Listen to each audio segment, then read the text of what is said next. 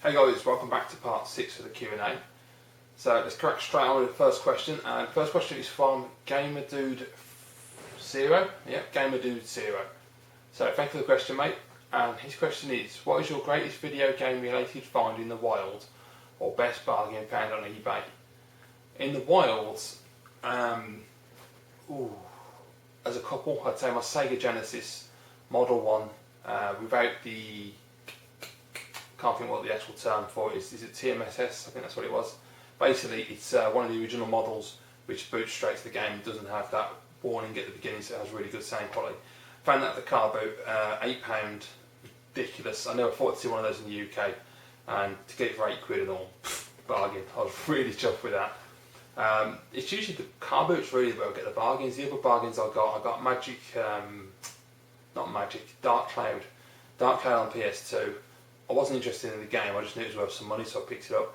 And I got it for, I think it was £2 or £2.50, and sold it for a profit, which was nice. And also the other one was Eco, that was it. Eco Special Edition with the art cards and all that stuff. And they wanted £2.50 and I got it for £2 and sold it for a profit, so yeah, that was really nice. On eBay, I suppose, I'm trying to think, there's been a few times I've had bargains. Recently, actually that was Amazon, it wasn't eBay, wasn't it? R-Type 3 was the best bargain I got recently. I got it for $65, was it? I think 63, 64, I think $65 on Amazon, which was amazing. It's box complete, pretty much in mint condition, it's immaculate. Yeah, I was really chuffed with that. I'm trying to think, other than that on eBay, I mean, there's been a few times where I've got some pretty damn good deals. I've recently obviously picked up Alien 3 for £10, which is a really good price I think for that game, especially as it's so bloody difficult to get as well in good condition. So yeah, I'd go with those ones. So thanks for the question, dude. Next question is from my good friend Andrew, old Scratchmaster Web, and he asks, what console that you bought day one were you most excited for? I haven't bought many consoles day one. Really, the only time I ever got started on this launch thing, and that's probably down to the time it came out and the age I was, and I had a full-time job and I had money coming in so I could afford to do it, was PS2. But I never got one on day one because unfortunately, as most people remember, back then PS2 was a pain in the ass to get on launch. It was just ridiculous shortages everywhere and it was really tough to get. And I basically pre-ordered it a bit later than I should have, and me and my friend actually pre-ordered them. And so we didn't get one day one, we got one for the second batch that came in stock from HMV. That was just awesome. But the one I would say I've had day one that I'm most excited for was the Xbox 360, because being a massive Xbox, I hate to use the term fanboy, but I probably was. Massive, awesome Xbox fan last generation, and so with the 360 coming out, I just could not wait to get my hands on it. And when I played the demo pod and played Call of Duty 2, the end of the beginning, I was convinced. I thought I've made the right decision. I can't wait to get my hands on this system and just play it, and I was not disappointed. Changed over the years, but at the beginning it was a great system. Next question is, what is your favourite snack to have while gaming or watching a film? I really don't, to be quite honest. It's rare. I mean, especially gaming, I never snack when I'm gaming. I just have a drink and that's it. I don't like to take my hands off the controllers too much. I only take it off to have a quick drink while I'm watching a cutscene or something. I don't like to eat while I'm doing that. Plus you grease up the controller as well, so it'll slip out your hands. Never a good thing. Films, it depends on the mood. Could be Pringles. It's usually like simple things like Pringles, crisps of any kind really, biscuits, cake, just whatever comes. Just easy snack food really. And are you watching the new series of Red Dwarf? I haven't yet seen it because I didn't realise it had started, so I need to check that out. And to be quite honest, I'm not entirely certain what channel it's on either, so I need to go and have a look, because I'm pretty certain I was flicking through the channels the other night and I saw an episode and I wasn't too sure if it was a new one or not. And I think it was a new series. So yeah, I need to go and check that out, but thanks for pointing that out, dude. Next question from an awesome YouTuber, Metal Jesus Rocks, over in Seattle. Thank you very much, mate, appreciate the question.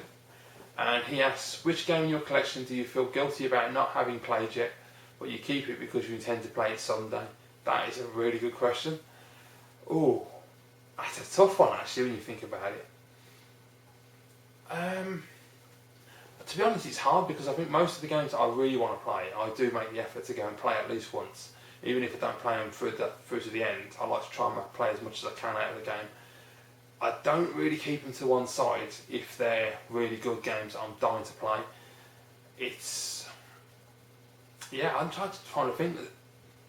There are a couple of games I've got which I haven't played, and I really do feel guilty about not doing that. I should have played them.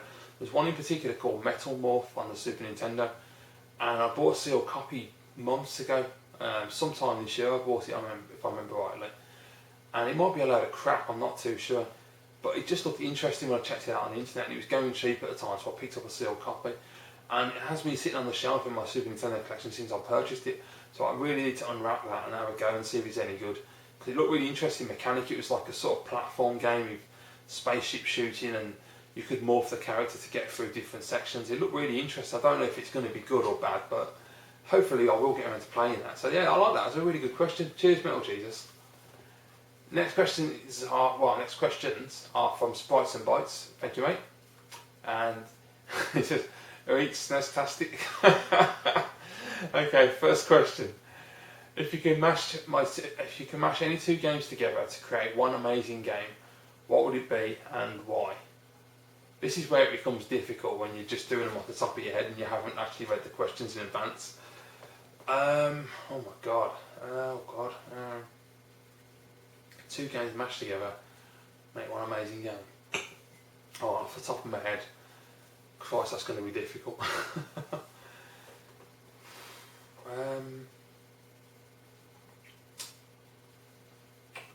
Yeah, you got me stumped there, dude. What I'd like to see, actually, would be Mario and Uncharted. I've always wanted to see a Mario third-person cover shooter. I don't know why, but I just think it'd be really interesting to see how Nintendo would handle that. Because how would they handle the violence? I'd be quite interesting, because I know they don't like violence that much, and I'd be interested to see how they would do that. And I think it'd be kind of interesting having like Koopas and Goombas and that as enemies, and playing as Mario or Luigi and running from cover to cover and blasting. Or I don't know. I don't know if it would work or not, but I just think it'd be kind of cool to give it a try and see how it works. And you go like an epic boss battle with Bowser, and you just have to run from cover to cover. Not so much like Uncharted 2 with the ending, because that was annoying, but have a really cool cover-based battle with Bowser. Yeah, I have no idea how that would work, but I'd really like to see that. Question number 2, can you cook? If so, what's your favourite dish to cook when you just feel the hunger kick in?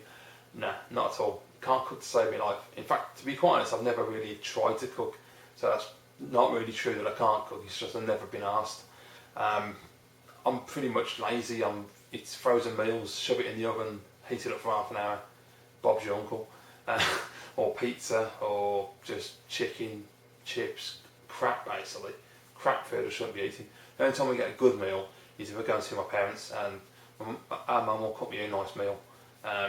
So I get that like a couple of times a week, have Sunday lunch with the family as well, so I do get some kind of nutrition, but cooking myself, no. I just eat a lot of shit, and I really shouldn't. I should have a better diet.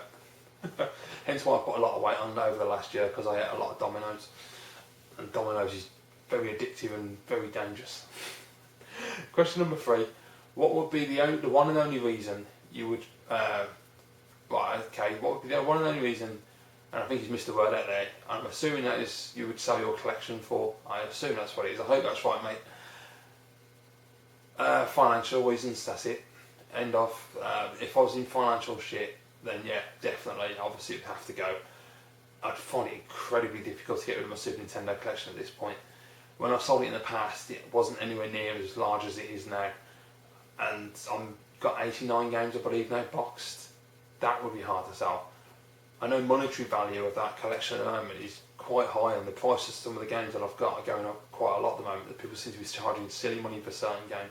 Games like Axley, which in my opinion is not worth more than £20. Should be 20 quid all day, every day, but for some reason some people are starting to charge a little bit more, not a lot more, but around about 30, 40 quid, and I'm sorry, but it's not worth that at all. Although it does seem to be a little difficult to come by, it doesn't seem as common as it should be, so I'm a bit surprised by that. But yeah, I mean, if I got desperate, I'd have to, obviously, and then I can make a lot of money back from it, but the problem with that is, I'd be a bit pissed off about it. But then you also think, well, if you're in dire straits and you have to sell, and at the end of the day, a roof over your head, paying the bills, way more important than game collecting any day of the week. So if push came to shove, then it would have to go. And the only thing you can think of then is, even though you might be very depressed for a long time about having to do that, when you're back on your feet in the future, you can then start again. Because we would anyway, as collectors, we do it anyway, don't we, by selling stuff and buying it back. I know I do it quite regularly. So there's always that option. It's just unfortunately that in the future, it will probably mean that I'd spend a lot more because it'd be more expensive to get the games back. So yeah, touch wood. That never happens because I don't want to sell my SNES collection at all. Yeah. As much as I like all the other systems and all the other games I have for those systems, I wouldn't bat an eyelid at selling those if I had to make money. But I just find it extremely difficult to sell the Super Nintendo collection. That would hurt. Next questions are from, and I've got no idea how you pronounce it, Ethan Shitter. Is that why? Apologies if I've just totally butchered that, dude, but that's what it looks like to me. Question is, thank you for the question. Question is, for which games console are you collecting games mostly? That would be the Super Nintendo. That's my sole purpose, followed by the original Xbox. That one being because it's my favourite console of last generation and the games are dirt cheap, which helps a lot. And do you try to collect equally? What is your goal, for example? Collect as many games as possible, and what made you a gamer? I truly apologise for my bad English. It ain't that bad, trust me, dude. I don't know what country you're from without clicking on your name, but trust me, I can only speak English, so anybody who's from a different country who can speak English as well as their own language, I'm impressed by, because I'm very lazy and I need to learn languages. And it's something I'd always like to do, but it's really difficult to learn languages, I find. Okay, anyway, that's getting sidetracked to the question. Right, okay, yeah, so basically what my goal is, basically my goal with the Super Nintendo is maybe, I've set myself a goal of about 200 Super Nintendo games. I think that's more than adequate. I'm not a full collection person, I've always wanted to be, but I know I can't do it, I'm not dedicated enough. Reason being, with full collections, there's the price to think about, the fact that a lot of games are seriously overpriced, and depending on the system you collect for, there's always one or two games which are just like hundreds of pounds, and I'm not paying that for a game. And then there's like the fact that you get genres of games which I have no interest in, like RPGs, RTS games. Sports games I can sort of live with, but when you're talking like, say, last generation like Xbox, PS2 and GameCube, or even this generation with 360 and PS3, there's a lot of sports, a lot of repeating yourself with golf and football and stuff that I just won't play. So full collections are never going to be my thing, so I want to be more focused. I want to have, say, around about 200 Super Nintendo games. The original Xbox, I haven't got a focus for that. I don't even know actually, I'm around about 220, 230 on that I think at the moment, roughly. That's a total guess. Last time I checked I was about 216, 218, that was months ago, and I picked up more since then. But yeah, with the Xbox, I just now and again, if I see a game that looks interesting, I pick it up. So I don't really have a focus with that one, it's just buying because it looks interesting, I want to play a game. Or if I see a game that I actually know is good and I want it and I've played it before and it's cheap, I'll get it as well. And what made me a gamer? That would be a game called Way of the Exploding Fist on the Commodore 64. I've said it many a time, but yeah, that is the game that turned me into a gamer. First game I ever played on any system at all, and I was hooked. I just absolutely love video games after that, or at those times it was computer games, and yeah, never been able to get away from it. And I love gaming, it's brilliant. So thank you very much for the questions, mate. My good friend Super Bin Juice. That's a mouthful when you try and say it fast. Okay, so Super Bin Juice asks, what game have you always wanted to own but never got around to getting the console? That's an interesting one. At the moment, there is a game that I want to buy which is called Pulse Star, and it's a shooter in like the R-Type kind of vein, and it's on the Neo Geo CD, and I'm going back and forth about this Neo Geo CD, whether I want to get one, because I had one years ago. I had the CD, the CTZ, and I also had the AES as well. And I never really was that impressed by any of the systems, because the Neo Geo is like the ultimate, the holy grail as a kid. I mean, Jesus Christ, we were never going to be able to afford those. And when I got one, I was like, it's alright. I don't think it was that amazing. But I have said in the past, the problem was I didn't have that many games. I had like Fatal Fury and a couple of others maybe. I can't really remember, and Fatal Fury I don't like anyway, so that was just because it was cheap. So I haven't really experienced the Neo Geo enough yet to understand if it's any good and if I like it. So I am very tempted to get a CD, and they are cheap at the moment. Well, not cheap, but cheap-ish. There's a company on eBay selling them at the moment for 165 with a step down, which I hate using step downs, but nonetheless. And also a sealed copy of Double Dragon, which was some crap one-on-one fighter version of the game, which I dread to think was like pretty terrible. 165 is a lot of money, but it's not bad for an Neo Geo CD. And I'm very tempted to get it just for Polestar, but then Polestar's around about £50-60. There are other games I'm interested in, but not enough to want to justify the system. I don't know. I might get one. I might not. I just really don't know at this point. I'm just going to have to hold off and see. It's just that when I watch gameplays of Polestar, it really draws me in, and I really want to play it because it looks amazing. But who knows? And now I've got that new TV as well. I'm just thinking that Neo Geo CD might look really good on a 36-inch CRT. Maybe I'm just trying to put things in my mind to give me a reason to buy it. I don't know. There's several things I want to buy at the moment, and I have to restrain from buying them, and it's frustrating. But thanks for the question, dude, anyway. Next question is from a good friend, Craig Sherry. Absolutely fantastic member of the community, who I'm sure lots of people will know. He's been around for a long time. An absolutely top bloke on here. Real great person to talk with. And just a really great person, yeah, basically. A real good friend of mine. And he has put quite a few questions on here by the look of it, so thanks, Craig. Just take a sip of my tea, because otherwise I want to dry out. So let me have a look. That's really nice, mate. Thank you for that. He's just put a little comment before the questions. He says, "Now then, Pete, well done on hitting the 3,000 mark and still managing to respond to every comment left on your vids. That's dedication." Boy, Castle style. Cheers, mate. Well, I try my best. You know, I mean, it's not always easy to keep up with the comments, but I do what I can, and I try and reply to as many as possible. Because cheesy as it sounds, and I know a lot of people say it, but it is true. It's all about the viewers. It's all about the friendships you make and the communication that you have on YouTube. To me personally, I've always seen it that way, and I don't see any point in making YouTube videos if you're not going to communicate with people. If you're not going to answer to comments, what's the point of making videos? Otherwise, it's just you talking to a camera, and that's it, and people watching your video. And I don't see the point in that. Communication is everything. That's the way I've looked at it anyway, and I always will. No matter how many subscribers I have, I will always make an effort to try and reply to as many subscribers as I can, and keep that communication going. You know, I know you get new channels start up where they either don't reply to comments or they're selective about who they reply to, which I never understand the point of that. I mean, obviously, I understand the point, because clearly they're trying to only reply to questions and comments from people who have high subscribers, so that they can get themselves noticed and build up a big fan base and all that. But yeah, fair enough, if that's what you want to do, great, but it's not the right way to go about it, in my opinion. But anyway, that's another topic, so let's not get off track. So, question number 1 from Craig. Favourite type of food for breakfast, lunch, dinner, whatever? Oh, I love chicken. Anything chicken related, I'll eat it. In food in general, I'm not really fussy at all. There isn't really... You're better off asking me what foods I don't like, because in terms of food I like, I'll eat pretty much anything, and if I've never tried it, I'll give it a try and see what it tastes like. I'm really, really not fussy with food. I love food to bits. There's just certain foods I can't eat. Look, radishes for one thing, they're bloody evil. I don't understand them at all.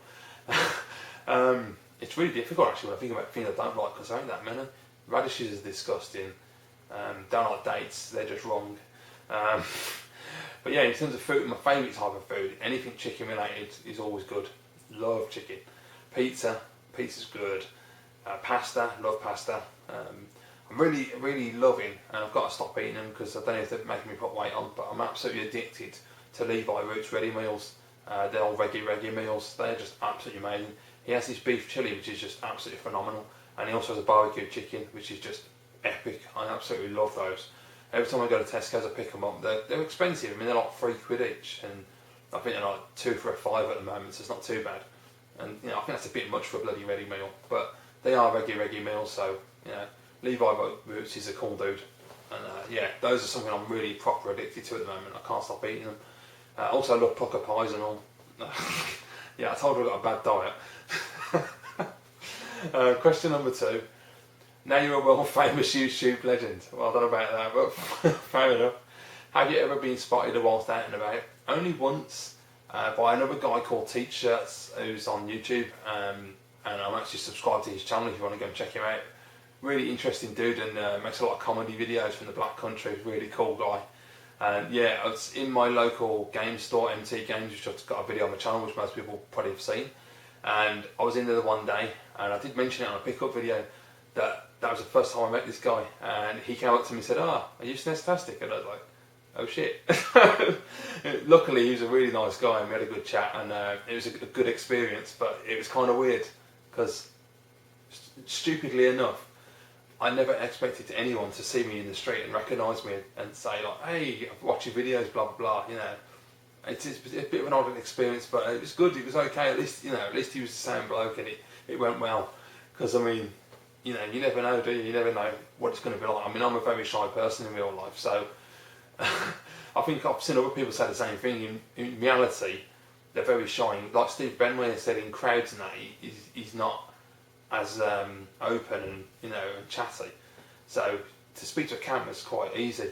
Well, it's not easy, but you get used to it and it becomes second nature really. And over time, you just become more comfortable with it.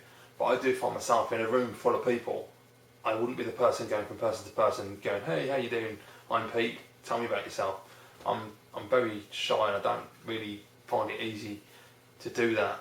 I'm better than I used to be when I'm younger. As I've gotten older, I've become a lot more, not so much confident, but more chilled and don't take life too seriously and just whatever.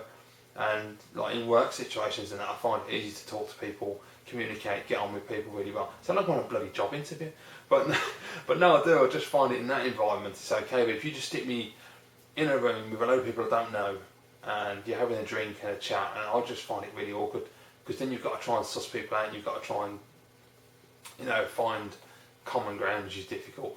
At least if someone in the street sees me and they watch my YouTube videos, I know that we've got something in common because they're watching my videos. So at least you've got something to start with. So it makes it a little bit easier. But yeah, that's the only time I've been noticed, and it was a really good positive experience. So hopefully if I ever get seen again, it'll be the same thing. Next question from Craig. Dude, good question. If 2 Unlimited played free at Western Beach on a first in line gets in basis, would you queue all night to be up front? Hell yes, definitely. I would love to see that. I want them to do a UK tour actually, because they've been doing European tour at the moment, and that would be so cool. I would absolutely love to see them. After watching their YouTube performances recently, they've still got it, and they're still absolutely fantastic live. Having never got to see them when I was younger, I'd love to see them as an adult. And Anita's, damn, and since she's like 40, she looks hot, man. Even now, I mean, she was really, really, really fit when she was in the 20s, but now she's 40 and she's had kids and everything, and she still looks absolutely stunning. So I'm quite impressed how she's aged. And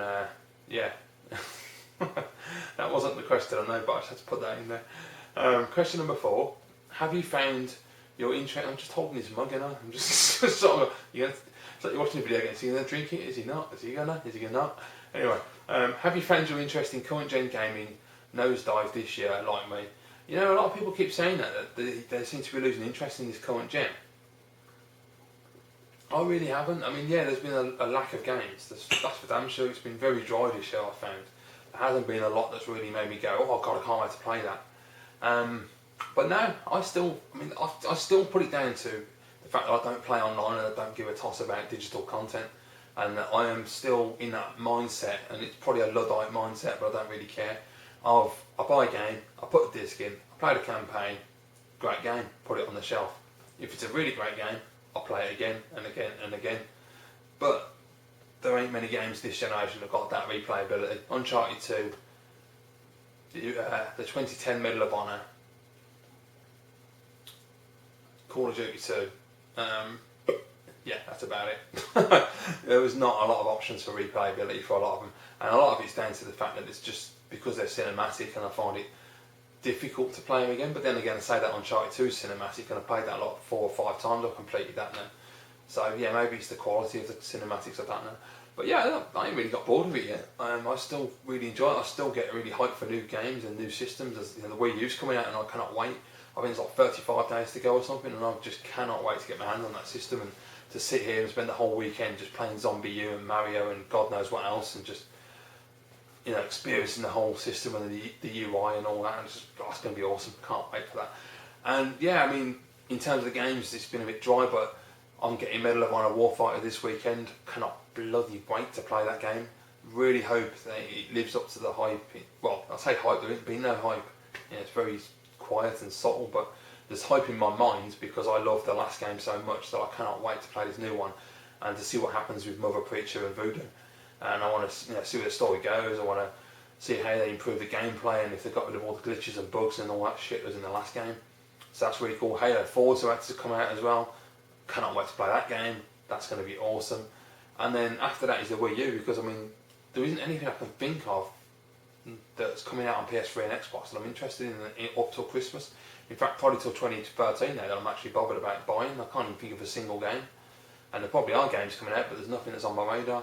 The only things that are on my radar after Halo 4 are the Wii U launch titles, of which I'm buying quite a few. It's a really good launch, man. I'm really impressed with Nintendo with that launch lineup. I can't believe. I mean, I've literally got 6 games, I believe. I think I've got 5 on order, and Nintendo Land that comes with the system, so 6. I did have 7, but I've cancelled one of them, and that was Batman Armored Edition. Reason being, I can't get into Arkham Asylum. I'm going to try again this weekend to try and get into it. If I can, I'll reorder Armored Edition for the Armored Edition of Batman Arkham City, because it looks really good, but I'm finding Arkham Asylum really boring and hard to get into, so if I can, then I will. That'd be great. That's a long-winded answer, wasn't it? But yeah, I'm not losing interest, so there you go. Okay, and we've got a 5th question from Craig as well. He says, bit cheeky and greedy. Can I add in here question 5? Of course you can. On YouTube, you're also known as the Tea-Man. Am I? Okay. I would love to see a random video from you in the future explaining what goes into making a perfect brew. Do you make it in the cup, or do you make a pot full? And I'd really like to watch a step-by-step video making the perfect cuppa so I can try it myself. Do you think that my wish may come true? I'm a coffee drinker, so it would be enlightening for me, and I would try your guidelines. Yeah, it'd be about a 2-minute video. I literally make it in the cup. I never used to when I was younger. I used to have, when I was at home, we used to have a pot of tea, as far as I can remember. But I think when the electric kettles and that kicked in, we don't do that anymore. I don't know when the changeover happened, but yeah, my parents and me, we all do the same thing. We all just stick the tea rag in the cup and brew it that way, which is a bit weird actually. I don't know why I started doing that, because pot of tea was a better idea really. It made more sense. You know, in fact, I might even get a pot thinking about it, because that makes a lot of sense, because I drink a lot of tea. So it would make more sense to me have a pot in the kitchen, and then I can just put a tea cozy on top of it. In fact, I might actually go on eBay and have a look. I don't know why I've never done that. I've just gone to the habit of just using the single tea bags and just whacking them in the cup. But yeah, I can give it a shot. I don't really have a technique of sorts, but yeah, why not? I'll give it a try, Craig. What the hell? Right, thank you for the questions, Craig, anyway. I appreciate that, mate. Okay, so next set of questions are from the great Darren Walshock, another awesome YouTuber. And we have 4 questions from Darren. And question number 1. First of all, he says, congratulations, thank you, Darren. And question number 1, when is the next clear out coming, cheeky bastard? I don't know, watch this space, mate, to be honest. Who knows, come January 2013, I'll probably flog everything and have a clear out and go screw it. The amount of times I've seriously had serious consideration to just selling everything bar my SNES collection and just going hardcore Super Nintendo and just filling the room with Super Nintendo games, accessories and anything Super Nintendo related. But then I think, I can't do it. I can't just stick to one system, even though it's my favourite system. I love too many systems, and to not have an Xbox or a PS1 or not so much PS2, I can live without that, but I like it. But a Dreamcast, N64, Genesis, Master System's awesome. Yeah, I'm just going to have to leave it now. I can't clear anything out again, because it would be pretty shite to not have those in my system, in my collection anymore.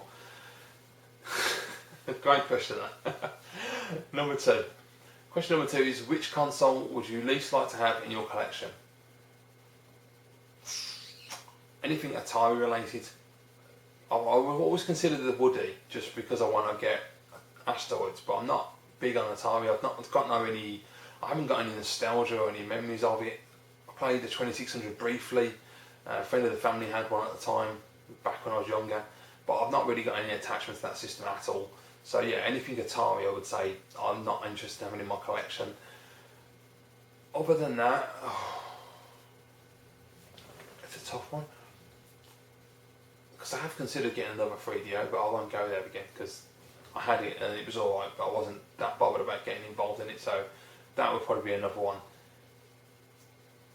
Yeah, that's really it. I mean, mainly the most one is anything like it's Atari, Intellivision, and ColecoVision, all those kind of systems, because they're not really anything I've got any attachment to and don't really have any interest in other than playing Asteroids, and can't really justify buying a 2600 just to play bloody Asteroids and maybe Space Invaders. Yeah, it's kind of, I don't know, it's tempting, but I think the problem is, the thing that puts me off is the price. If a 2600, they're not mega expensive, but they ain't dirt cheap. If they're like a fiver, I'd go screw it and I'll buy one and get some loose carts and give it a try. But when you're talking like 20 quid upwards, I can't really pay that just to test it and see if I like it. But then again, I suppose you can also think if you don't like it, you can sell it and get your money back. Yeah, don't know, I have to think about that one actually. Number 3, what is your favourite alcoholic drink? Ooh, beer, mostly. Pretty basic and obvious, but yeah, lager. Favourite lager is Foster's. Love Foster's to bits. When I was growing up, I like that. That sounds like I was an alcoholic when I was a kid, but when I was younger, I had a real thing for Miller.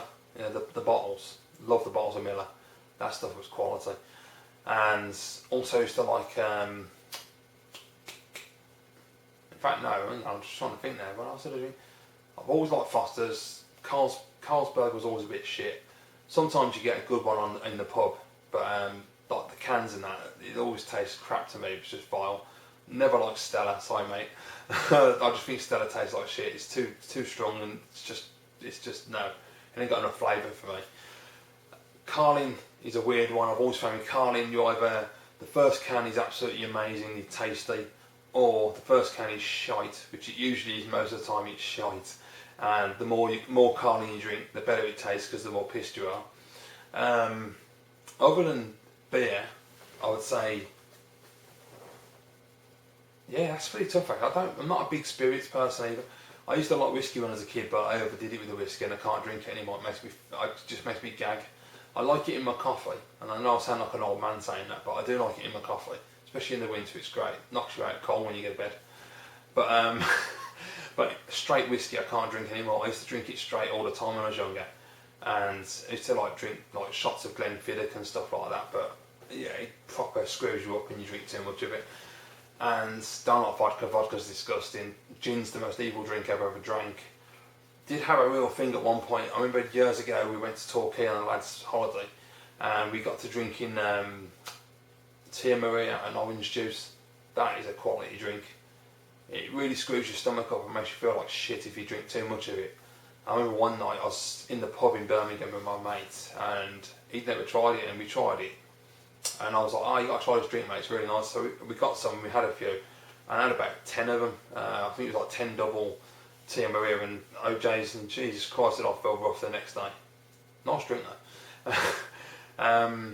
Also, what was that? Oh, what was that bloody stuff called? The coconut drink, I can't remember what the bloody hell it's called. Malibu, is that it? Yeah, I tried that once. Malibu and Coke. A girlfriend I was with at the time gave me like a pint of Malibu and Coke. Very classy, I know. That stuff's brutal. Jesus Christ, man, you drink a pint of that, it don't half hit you. It was quality stuff though. And when I was like a teenager, I was really into my Alky Pops. I don't know if anyone remembers, but there used to be an Alky Pop called Jammin', and it used to have a little Rastaman on the front of the bottle. That was a quality drink. You'd literally drink shitloads of that and it didn't touch you. Then about an hour later, after you drank about 6 bottles, it suddenly got like that and you'd be out cold. It was just brutal. Hooch as well, loved Hooch. That was a quality drink. Really loved WKD as well, especially the orange one. Used to get, I don't know if you can still get them because I don't really drink that much now as an adult, but I mean, as an adult. But I'm just not a big drinker anymore. I'm more of a social drinker now. But you used to have to get in massive, I don't know if they were like a litre, but those massive bottles of WKD. And that stuff just tastes like alcoholic iron brew, it's quality. And you could just like neck that bottle of WKD and it was like it gets to that point where you know when you get pissed, but you're pretty much sober, you drank yourself sober. That's what I liked about WKD, it's quality stuff. But yeah, these days I'm more social and it's sort of like, you go out for a meal, I have a beer with a meal, I don't drink at home, and I don't like clubs and stuff anyway, I'm too old for that, and well, I don't even know I'm too old, I just don't enjoy going to clubs and stuff. It bores the shit out of me. And it has done for about the last 10 years, so I just don't have any interest in doing that. I'd rather just, have a beer with mates or have a beer with a meal. Just, take it slow. But yeah, I think that's mainly because when I was a teenager and in my 20s, I drank a lot. And it just got boring. But that was a really long-winded question, long-winded answer to one simple question of what your favourite alcoholic drink is. Right, okay, the last question is, are you coming to play this year? Which I'm assuming is just the one that's just gone. So sorry about that. I will eventually get to some events, because I'd like to go to one of the events at some point, because I want to meet up with everybody on YouTube, because I know a lot of you guys go there. And I saw this year that obviously Darren, I believe, went, and Ninja Bear Hug and Cybersnake 7, I totally butchered that, sorry Jay. And there's a few others as well that went there as well. I think Mark Bahir was going as well. So yeah, it would be really cool to meet everybody and to actually meet people who I watch on a regular basis and actually have a chat and hang out and have a beer. So yeah, the only reason I've never gone is because down to finances. Now I have a full-time job and fingers crossed that's going to get extended and go somewhere. I hope it does. If my contract gets continued and it keeps getting continued, then great. And if I get regular money coming in, then I will definitely make an effort and get off my arse and go to one of these events in the future. So thank you for the questions, Darren. I appreciate it, mate. Okay, so next question is from my good friend Sandom Todd over in America. Hello, Adam. And he's given me 3 questions, so cheers, Adam. Adam says, sincere congrats on the 3,000. Thank you, dude. Me and Adam have been good friends for since I think 2009 probably, when we both first started on YouTube. We've been watching each other's channels and commenting and back and forth and chatting on PMs. Really nice bloke, and definitely someone to check out if you've never seen his channel. One of the most laid back, chilled out guys on YouTube, makes great videos, and he's a really good friend, and someone you can have a really good chat with. And he's got the right attitude, doesn't take life too seriously, and I like that. So his first question is, how many Snestastic sandwiches do you eat in the average month? If anyone of my new viewers hasn't seen the video, there was a video on my channel where I did a video showing a sandwich that I enjoyed making. Actually, Adam, to be quite honest with you, I haven't made one since that video, and I think that might have been in 2009, so it's been like 3 years since I had one, and yeah, I really should make an effort to have one. For anyone that doesn't know, the sandwich is banana and cheese, absolutely quality sandwich. Basically, I have a video on my channel if you want to know how to make the sandwich, and check it out, because it is an absolutely quality piece of food. And there are quite a few replies to that video as well, responses where people like Adam made responses and tried the sandwich, and as it happened, it got a universal thumbs up. I didn't really get anybody saying they didn't like it, which is quite good. It sounds like a weird combination, but trust me, it's worth checking out. And another combination that works really well is banana, cheese and peanut butter. Oh my god, that is just heaven. Question number 2 from Sandom Todd, my good friend Adam, is what does it take to be as a cool YouTuber? What does it take to be as cool a YouTuber as you? I don't know, dude. I don't know if I am cool or not. I don't know. I can't answer that question. I'm not good at blowing my own trumpet in that respect. It's just, I just put up videos and I talk to people, and people like what I do, and that's great, and that's all that matters really. I don't see myself as being successful or being cool. I'm just a bloke who makes videos about gaming, like a lot of other people on YouTube. And I'm just very lucky that so many people enjoyed the content, and that new people find the videos every day and seem to subscribe, and it just amazes me every time I open my email that I get more subscribers. So yeah, I just think basically everything that it takes to be successful on YouTube and to have a decent channel is communication. It's as simple as that. Well, 2 things: communication and being yourself. All the people I watched, Sandom Todd included, are all just being themselves. They're just chilled out, laid back, talking to the camera, like everyone always says, like having a beer with your mate, just having a chat. They're not taking it seriously, they're not trying to be overly professional and flashy and trying to make an effort to become famous. They're literally doing it for the love of gaming and to find other people with the same mindset who enjoy gaming as well. And that is what makes you a great YouTuber, in my opinion. So yeah, there you go. Question number 3. Who do you think should win the presidential election coming up in the States? Oh, Jesus Christ, Adam, why did you ask me that question?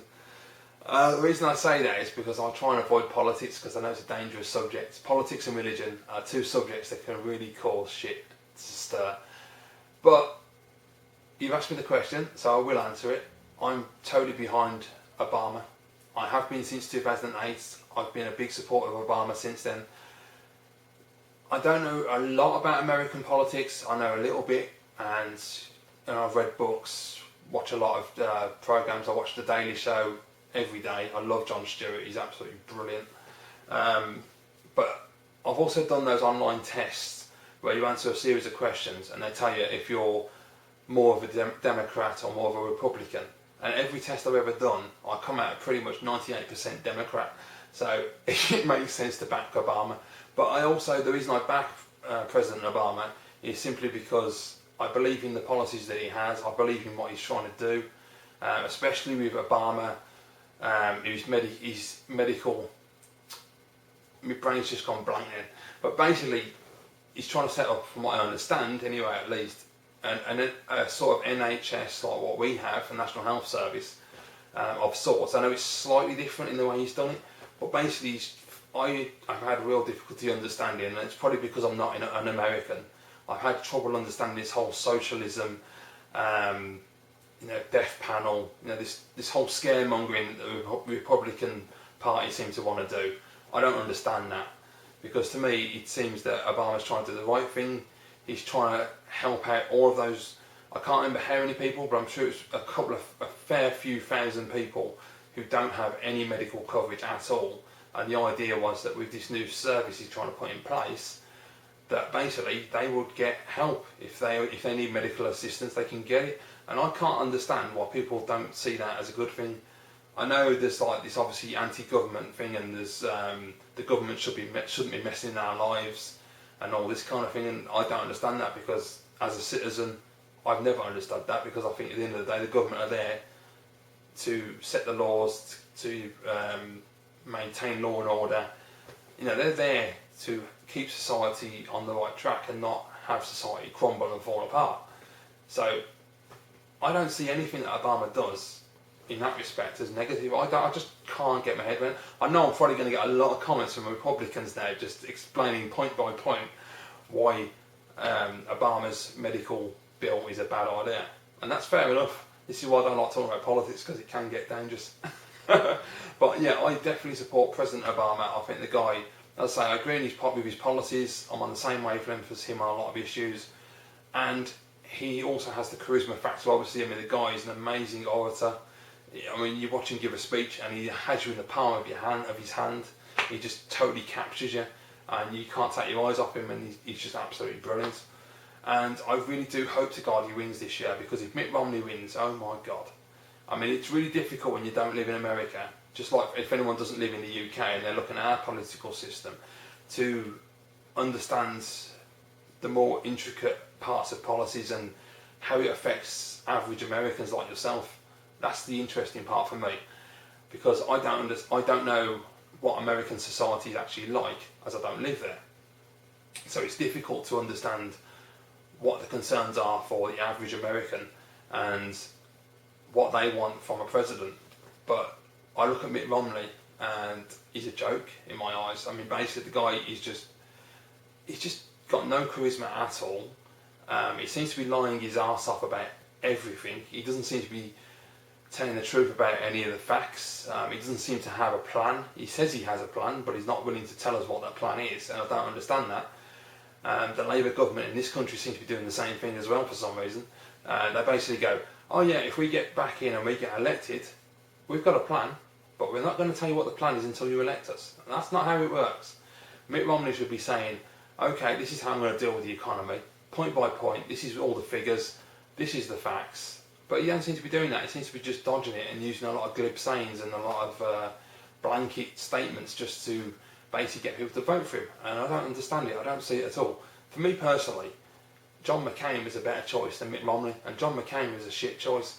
So, so I don't know what the Republican Party are playing at. I don't understand it at all. It's almost as if they're trying to sabotage the election or something, and they don't want to win. I don't know, like some kind of, I hate to use the word conspiracy, but it's as if there's some kind of conspiracy to keep Obama in power. It's a bit weird. I'm not going to go down conspiracy route because that is bullshit, but yeah. But yeah, anyway, the answer to your question, mate, I am supporting President Obama, and I really do hope he does get elected again, because I think he's done a lot of good in the time he's had. I mean, he's only had 4 years, and I know a lot of people seem to think he should have done a shitload more than what he's done, but it isn't that easy when you get into power. At the end of the day, he made a lot of promises, and okay, he might not have kept some of those promises, but at the end of the day, you can make all the promises you like. Mitt Romney's doing the same now because he's not in the position of president.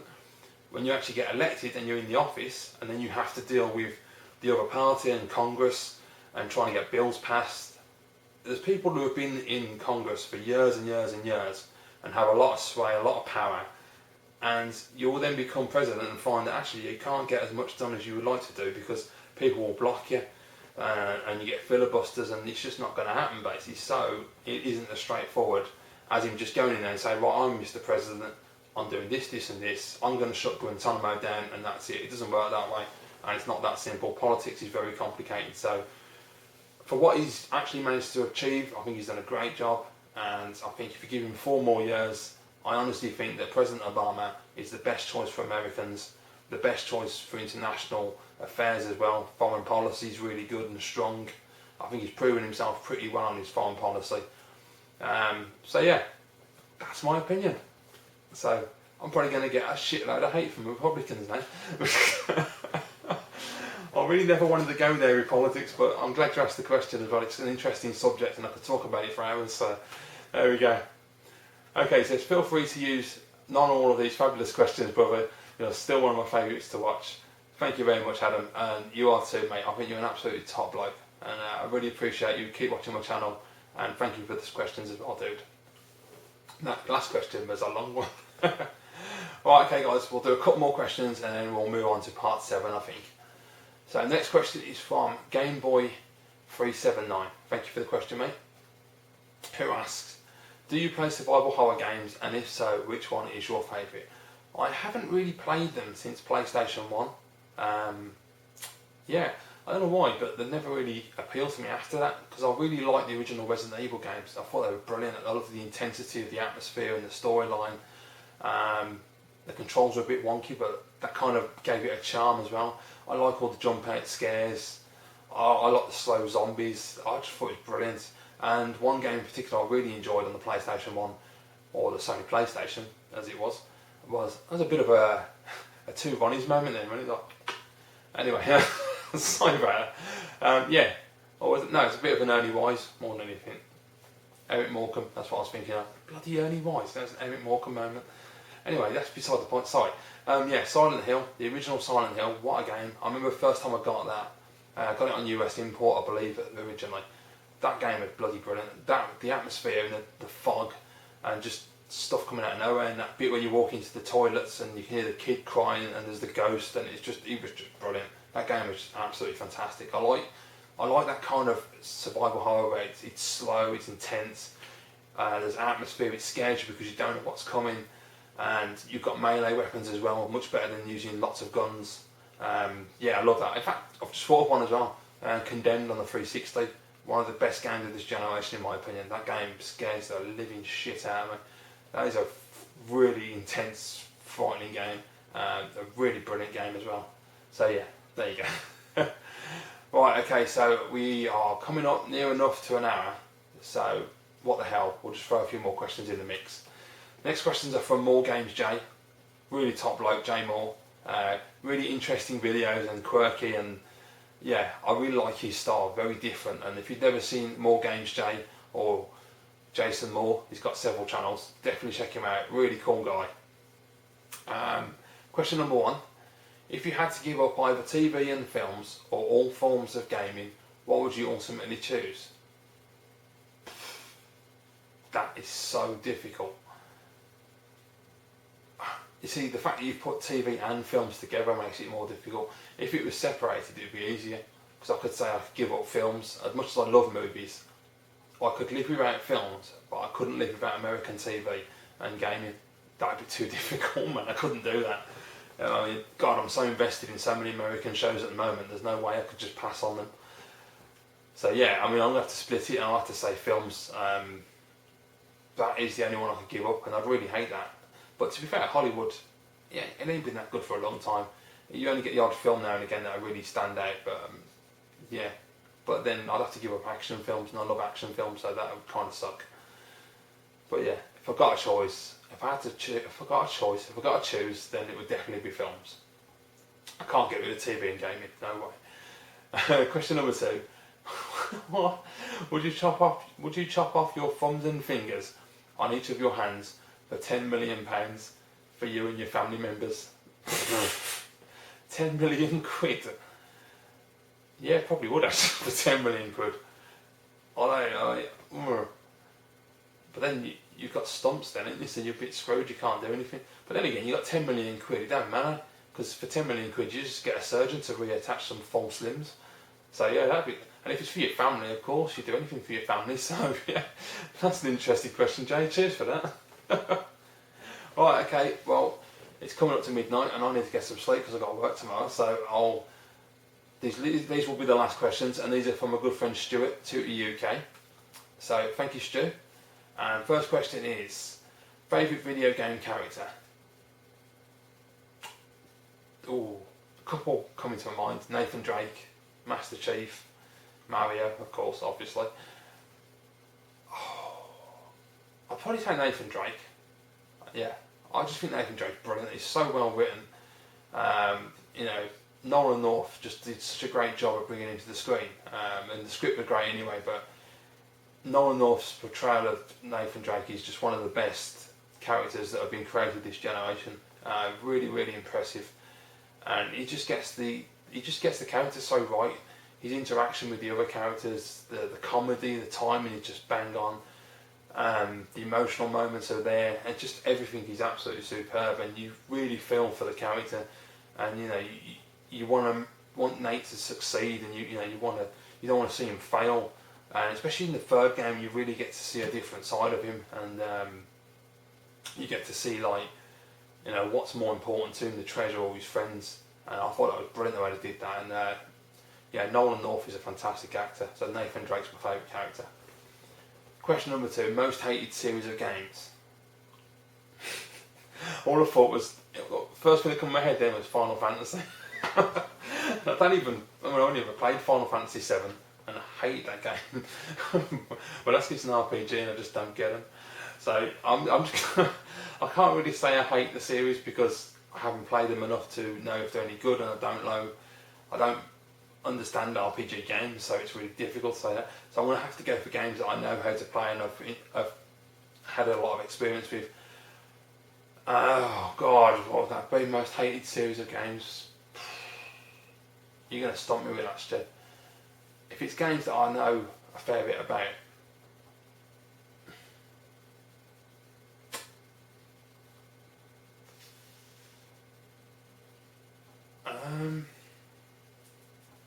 that's really hard actually. I'm just trying to think of something. Obviously.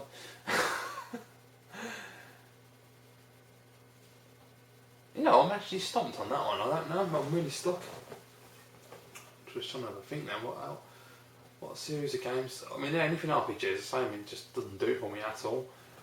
I'm absolutely knackered there, mate. I can't think of anything. I'm sorry, but I'm going to have to go with RPGs. And it's not true because I've not played them enough to know if I hate them or not. But it's hard to hate a series of games. I can dislike a series of games for many reasons, like the Call of Duties, the FIFAs, the Pro Evos, the constant bloody Tiger Woods games. Just because of the fact that they just get milked. But there isn't actually a series of games I can think of that really I just think about utter shite. Not off the top of my head. There probably are, and I'll probably think of them later on. But if I do, I will actually answer that later on. But sorry about that. I'm just having a total brain blank there, dude.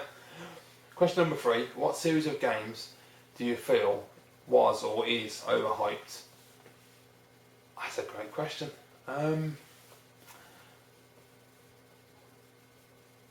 Final Fantasy, definitely. I'm not trying to bash Final Fantasy anyway, but I just don't get it at all. Never have understood the whole attraction to any RPG, and that's one of the most famous and well-known ones that gets talked about a hell of a lot. And there's just so many different iterations of Final Fantasy as well. Other than that, games that get overhyped for me are games like, I suppose the one RPG related, like Darksiders, Elder Scrolls Skyrim, all them kind of games. I just don't understand the attraction. I don't understand what all the hype's about. Borderlands, another one, and that's technically a first-person shooter with RPG elements, I suppose. I just don't get it at all. It just goes like that to me. It's like whoosh, whatever. I just don't have any interest at all. I just like normal games. I know the boss of 77 is going to slap me for saying normal, but that's the only way I can think of to describe them. It says cracking channel, keep it up. Thank you, Stu, and you've got a cracking channel yourself, mate. Yeah, so thank you very much. So we'll call it a night there, dude, because it is coming up midnight and this video is nearly an hour long again. So thank you for watching, guys. I hope you're enjoying this Q&A. That is the end of part 6, and I will be back shortly with part 7.